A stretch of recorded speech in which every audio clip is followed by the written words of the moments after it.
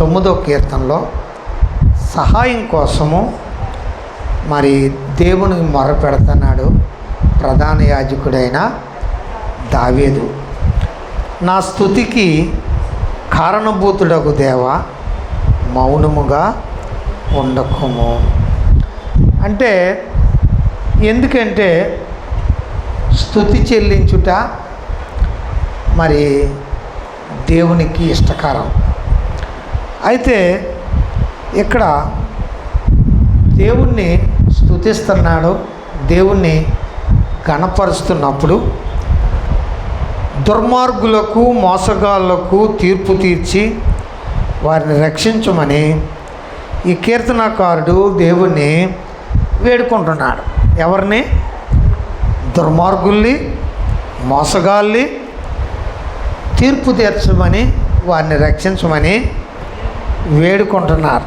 ఎందుకని అంటే వారు స్వలాభాక్షాన్ని ఇతరులను భావించే నేరస్తులు నీతికరమైన దండనతో ఈ భూమి మీద న్యాయం తీర్చబడిన ఈ ప్రార్థన నమ్ముచున్నాడు.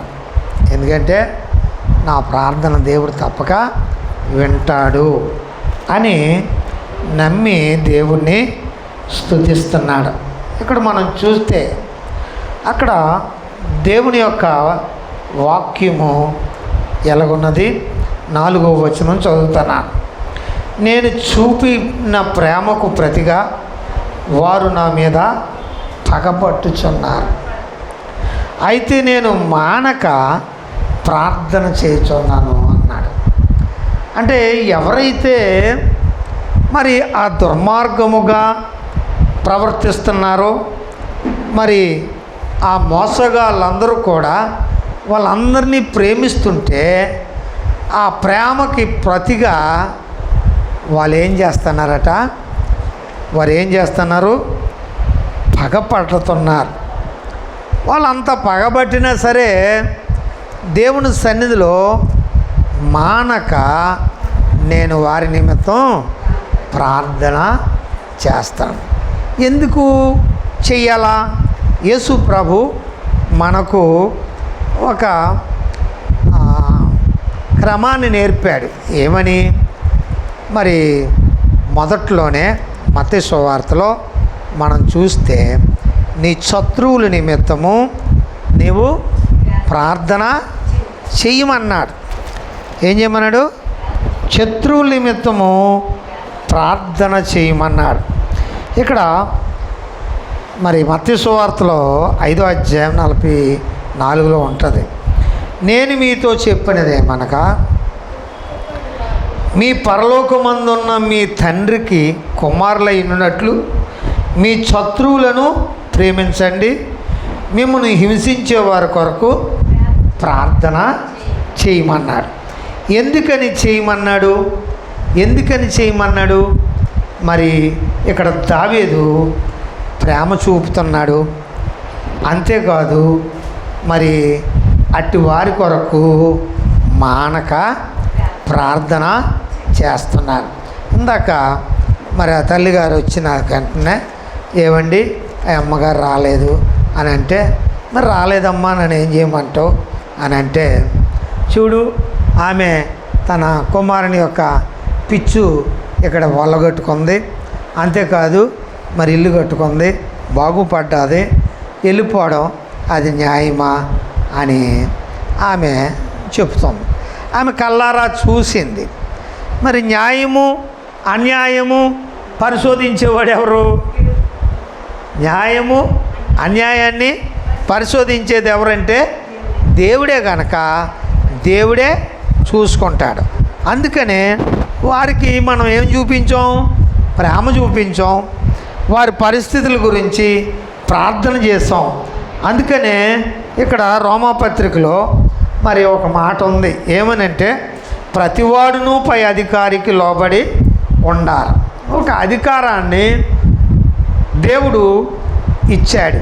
ఆ అధికారాన్ని బట్టే నేను ఈ దేవుని వాక్యాన్ని ప్రకటించడానికి దేవుడు నన్ను నియమించాడు.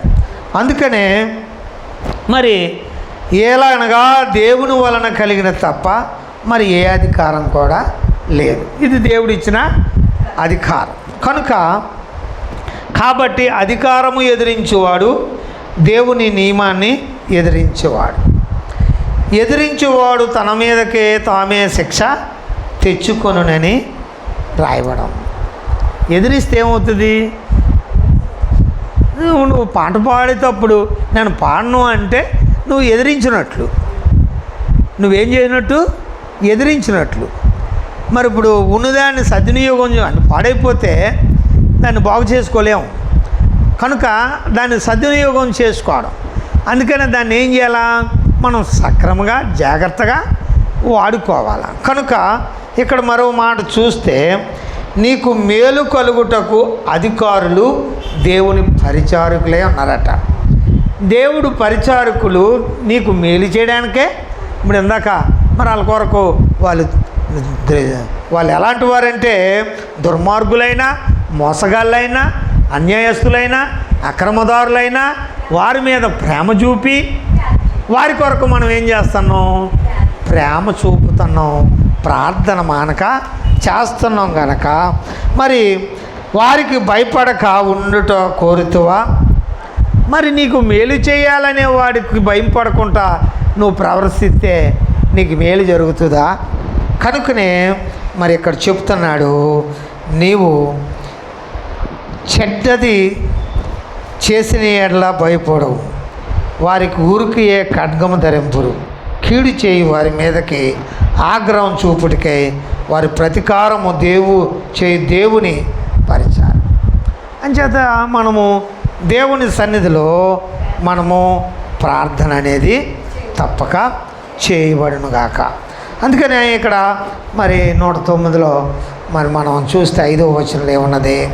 నేను చేసిన మేలుకు ప్రతిగా కీడు చేస్తాడట. ఈయన ప్రేమ చూపుతున్నాడు, ప్రార్థన చేస్తున్నాడు, మేలు కూడా చేస్తున్నాడట. ఏం చేస్తాడు? మేలు కూడా చేస్తాడట. చేస్తే దానికి ప్రతీకారంగా ఆలేడు చేస్తాండ్రు, కీడు చేస్తాండ్రు. అందుకనే బైబిల్లో మాట ఉంది, కీడు విత్తువాడు కీడనే పంట కోస్తాడు, మేలు విత్తువాడు మేలైన పంట కోస్తాడు.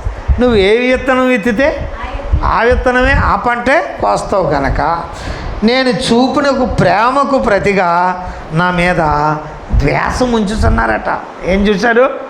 ద్వేషము, పగ, వారి జీవితంలో కీడు, ఈ నొప్పుడు హతమార్చేయాలనే వారి పరిస్థితి వాళ్ళు అలాగా చూస్తూ కలిగి ఉన్నారు. 7వ వచనం చూస్తాం. 7వ వచనం చూడండి. వాడు విమర్శల్లోనికి తేబడినప్పుడు దోషి అని తీర్పు పొందునుగాకని వాని ప్రార్థన పాపమగునుగాక అంటే ఇలాంటి వారు ప్రార్థన తీర్పులోకి వచ్చినప్పుడు దేవుడు దోషి అని తీర్పు తీరుస్తాడు. అలాంటి వారు ఎంత ప్రార్థనలు ఎక్కడికి వెళ్ళి చేసేసినా ఆ పాపమట, ఆ ప్రార్థన పాపమగిపోతుందట. ఆ పాపము ఎందుకు కూడా, ఆ ప్రార్థన ఎందుకు కూడా పనిచేయదు. అందుచేత మనము దేవుడు మరి మనల్ని మనమేమో బయట వ్యక్తిని బయట వేషం చూస్తాం, కానీ దేవుడైతే మన యొక్క హృదయపు అంతరంగాన్ని చూస్తాడు. ఇక్కడ చూడండి 24వ వచనం చదువుతున్నాను. ఉపవాసం చేత నా మోకాళ్ళు బలహీనమైపోయినాయి, నా శరీరం పుష్టి తగ్గి చిక్కిపోయాడట. ఏంటి మరి? ఉపవాసం ఉండి ప్రార్థన చేస్తున్నాడు. మరి అలాంటి దుర్మార్గుల కొరకు ఉపవాసం ఉండి ప్రార్థన చేస్తున్నాడు. మరి అలాంటి మరి ద్వేషించే వారి నిమిత్తం ప్రార్థన చేస్తున్నాడు, కన్నీరు గార్చి. అలాంటి మోసగాళ్ళు కోసం ప్రార్థన చేస్తాడు, అన్యాయస్తుల కోసం ప్రార్థన చేస్తున్నాడు. ఆ ద్వేషపరులకు కీడు చేసేవారు అందరి నిమిత్తం ఉపవాసం ఉండి ప్రార్థన చేస్తే నా ప్రార్థన నా ఎదలోకే వచ్చిందని మరో దగ్గర రాయబడి ఉన్నది. ఏంటని? ఎంత ప్రార్థన చేసినా వారు ఇతనికి కీడు తలపాడు. అయితే దేవుడు చూడలేని వాడా? చూస్తాడు. ఆయన సమయము వచ్చిన దినాన్ని తప్పక దేవుడు చూస్తాడని మరి ఇక్కడ మనం చూడగలం. ప్రకటన గ్రంథంలో 19వ అధ్యాయంలో మనం చూస్తే, ప్రకటన 19వ అధ్యాయంలో 22వ వచనంలో ఇక్కడ ఒక మాట ఉంది. ఏంటి అని అంటే,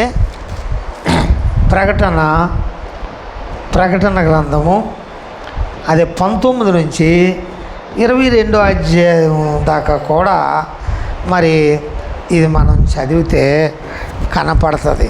వారికి దేవుడు ఎలాంటి తీర్పు తీర్చబోతున్నాడు అనేది ఈ అధ్యాయాలన్నీ కూడా మనం ధ్యానించినప్పుడు తెలుస్తుంది. అంతేకాకుండా అక్కడ చెప్తున్నాడు ఏంటంటే, మరి దేవుని యొక్క వాక్యంలో, ప్రియమైన దేవుని బిడ్డలారా, 30వ వచనంలో, నా నోటితో నేను యెహోవాకు కృతజ్ఞతాస్తుతులు చెల్లిస్తున్నాడట. ఏం చెల్లిస్తున్నాడు? కృతజ్ఞతాస్తుతులు చెల్లిస్తున్నాను. మెండుగా చెల్లించేదను, అనేకుల మధ్యన నేను ఆయన్ని స్తుతిస్తాను.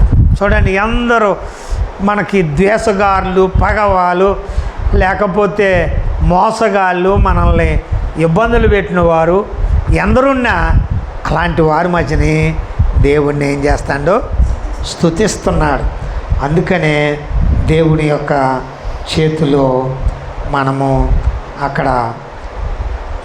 నిలబడగలం. ఎన్ని వచ్చినా నిలబడడానికి దేవుడు మనకి సహాయము చేస్తాడు. ఒక మాట మనం ఇందాక నీకు చెప్పాను ఏంటంటే, తన ఇల్లు విడిచి తిరుగువాడు గూడు విడిచి పక్షితో సమానమట. ఎందుకంటే మనకి దేవుడు చిన్నదో పెద్దదో మనకి ఇచ్చాడు. మనం స్తుతించుకుంటున్నాం, ఆరాధిస్తున్నాం, దేవుణ్ణి గణపరుస్తున్నాం. మరి ఇది కాదని మనం విడిచి వెళ్తే మనకేమవుతుంది? మనకి ఏది వస్తుందమ్మా? శ్రమ. కనుక అందుకనే ఒక మాట ఉంది, మరి దేవుడు ఎప్పుడు కూడా యథార్థవంతుడగు నీతిమంతుని పిల్లలు వాని తదనంతరము ధన్యులగుదురు అని ఉంది. యథార్థవంతుడగు నీతిమంతుని పిల్లలు వాని తదనంతరము ధన్యులవుతారట. ఇక నా తర్వాత నా పిల్లలు చెడిపోతారేమో, పాడైపోతారేమో అని భయమేమీ లేదు. మనం యథార్థత, అందుకనే యథార్థవంతులకు ఆయన ఏ మేలు చేయక మానడం. కనుక మనం అన్యాయంగా, అక్రమంగా దోసుకున్నానికేం లేదు. ఆయన దేవుని సహాయానికి దేవుని దగ్గర ఏం చేస్తాడో ప్రార్థన చేస్తున్నారు. దేవుని సహాయం కోసం దేవునికి మొరపెడతాం. మనం కూడా సహాయం, నీకు ఆర్థికపరమైన సహాయం అవ్వచ్చు, లేకపోతే మరి ఎటువంటి శత్రుత్వత నీకు ఎదురైనప్పటికీ నీవు దేవుని నుండి మాత్రమే సహాయాన్ని పొందుకోగలవు తప్ప, ఇగో నాకు ఆస్తి ఉంది, లేకపోతే నాకు పెద్ద బలం ఉంది, లేకపోతే నాకు పేరు ప్రతిష్టలు ఉన్నాయి, అవన్నీ కూడా దేవుడి దగ్గర ఎందుకు పనికిరావు. అందుకనే దేవుని సహాయం కొరకు ప్రధాన గాయకుడైన దావీదు ఏం చేస్తున్నాడంటే ప్రార్థన, దేవునికి మొర్ర పెడుతున్నాడు. అందుకే అంటున్నాడు, నా స్తుతికి కారణభూతుడగు దేవా మౌనంగా ఉండకు. దేవుడు 83వ కీర్తనలో